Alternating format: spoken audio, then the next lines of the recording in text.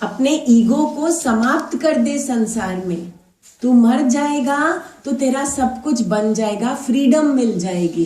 तो अगले दिन पंडित कथा कर रहा था तो तोता फ्री उड़ रहा था और वो वृक्ष के ऊपर आके बैठा। पंडित जी कहते हैं राम राम जपो तो बंधन छूटे। तोता कहता है यूं मत कहो रे पंडित झूठे, सतगुरु मिले तो बंधन छूटे।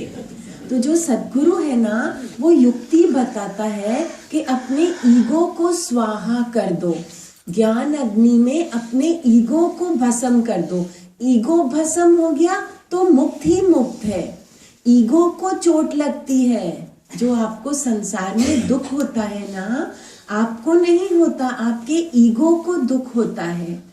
अहंकार को कष्ट होता है, अहंकार को ही स्वाहा कर दिया, यज्ञ अग्नि में स्वाहा कर दिया तो अहंकार रहित होकर फ्री विचरण करता है, बड़े आनंद में रहता है। जहाँ राम जी ले जाते हैं वहां चल पड़ता है, जो प्रभु बुलवाते हैं वो बोलता है, जैसे कराते हैं वैसा करता है। जो पहराओ सो ही पहरूं, जित राखो तित राहूं, करता धरता तुम ही जानू, तेरा दिया खाऊं।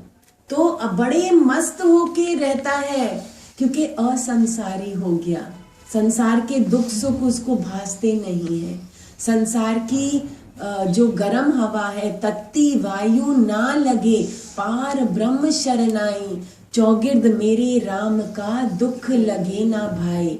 संसार का दुख उसको टच नहीं कर सकता, वो परमार्थ में चला गया।